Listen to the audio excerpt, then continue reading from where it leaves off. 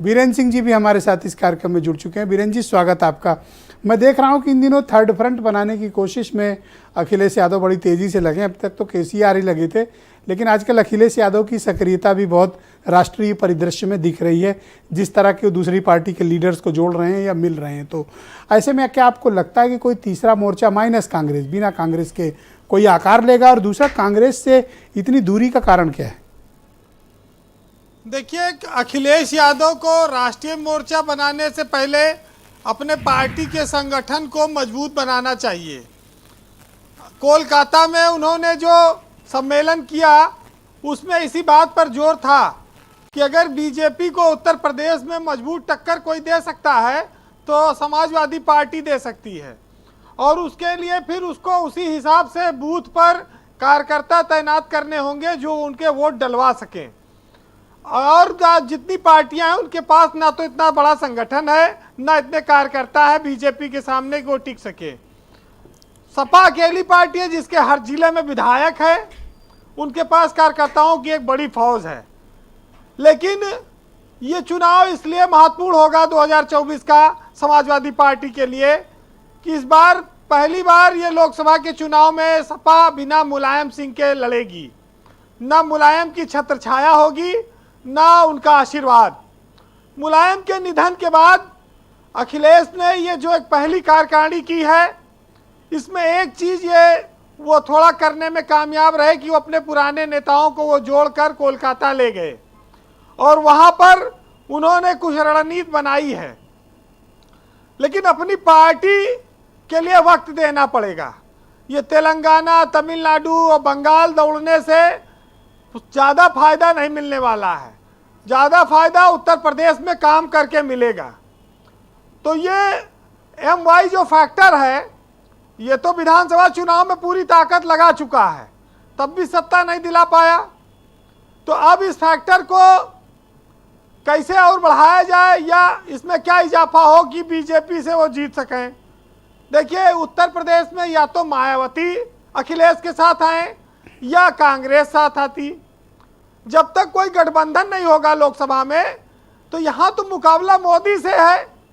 जब योगी मुख्यमंत्री कैंडिडेट थे तब तो सपा हार गई और सारे पार्टियां हार गईं।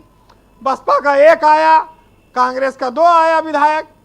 अब लोकसभा में मोदी हैं और मोदी के सामने राष्ट्रीय फलक पर अगर कोई सरकार बनाने की स्थिति में तो राहुल गांधी हैं। राहुल गांधी को लेके वो लगातार उनकी रणनीति चल रही है बीजेपी की। यूपी में राहुल की बजाय अखिलेश उनके फोकस पे हो सकते हैं, लेकिन इसके लिए सपा को और मेहनत करनी होगी। देखिए, जनता का जो भरोसा है वो कोई ऐसी चीज़ तो है नहीं कि दुकान पे जाओ मिल जाए।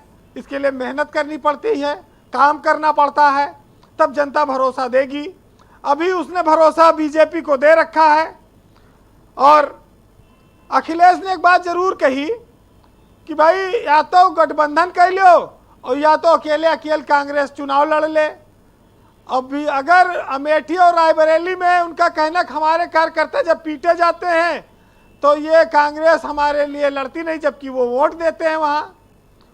तो बात तो सही है और कांग्रेस इस बात को जान ले। उत्तर प्रदेश में राजपूत जी बैठे हैं, लेकिन ये बात कड़वी जरूर है कि बिना सपा के समर्थन के कांग्रेस सभासद भी ना जिता पाएगी। लोकसभा तो बड़ी चीज़ है और रायबरेली में ही तो एक सीट रह गई, अब की वो कैंडिडेट होगा कि नहीं।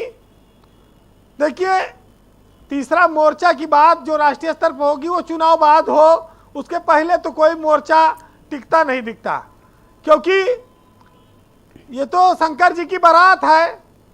और तीसरे मोर्चे में किसको किसको आप बैठाओगे? इधर गेट से 2 आदमी बैठाओगे, उधर गेट से 2 आदमी उतर जाएंगे। देखिए, भारतीय राजनीति में नेताओं को कहा गया कि ये केकड़ा है, जैसे कोई ऊपर चढ़ने लगता है वो टांग पकड़कर खींच लेते हैं। बहुत बड़े बड़े नाम हैं विपक्ष में, लेकिन वो टांग खिंचाई में शामिल हो जाएंगे। तो ये जो चुनौती है अखिलेश यादव के सामने वो ये है कि वो उत्तर प्रदेश में बीजेपी से कैसे निपटे, उस पर बात हो। और उस पर कांग्रेस या मायावती का बिना साथ आए वो मजबूती मिलती दिखती नहीं है, क्योंकि तभी आप अच्छा लड़ पाएंगे, तभी आप जीत सकते हैं। तो ये जो जरूर है ब्रजेश जी, देखिए मोदी देश में एक निर्विवाद नेता के तौर पर स्थापित है आज भी। अगर राहुल के सामने वो चुनाव लड़ेंगे तो यूपी से तो उम्मीद कांग्रेस करे ना। यूपी में तो कांग्रेस अभी हम सुन रहे थे कि 5 सीट पे मान जाएगी, 5 सीट पे कहाँ मानेगी। नहीं, ऐसा कुछ नहीं। अभी तो नवे सिक्कों की अपनी मतलब विशफुल थिंकिंग थी। ये चाहते हैं 5 पे सौदा पड़ रही इनका। मुझे तो ये जानकारी है कि कांग्रेस 20 और 15 से 20 के बीच से कोई नीचे तैयार नहीं होगी और इसी से गठबंधन नहीं होगा। तो ये बहुत साफ है। 5 में बात पड़ जाएगी। 5 पे नहीं पड़ पाएगी, 15 से 20 पे वो मांगेंगे। अरे जी छोड़िए, 5 पे बात बन जाए और क्या। अब ये तो देखें सुरेंद्र राजपूत जी, लेकिन बीजेपी के पास मोदी है, बुलडोजर बाबा है जी। और हिंदुत्व है, राम मंदिर है, 500 रुपया है, 5 किलो अनाज है और पिछले 10 साल से ये निर्बाध चल रहा है। तुम्हारे पास क्या है ये बताओ। बाकी जी वीरेंद्र जी, चुनाव बाद जब चुनाव हो जाएगा ब्रजेश जी, तो जैसे एक पिक्चर आई थी सनम बेवफा, वैसे यहाँ पर ईवीएम बेवफा है, ये भी इल्जाम लगते रहते हैं जी। उस पर भी कुछ चर्चा होगी। लेकिन ये अच्छी बात है कि अखिलेश यादव ने अपनी पार्टी के पुराने नेताओं को एकजुट करके कुछ मंथन किया, 3 दिन 4 दिन समय दिया और वो पार्टी को आगे ले जाना चाहते हैं।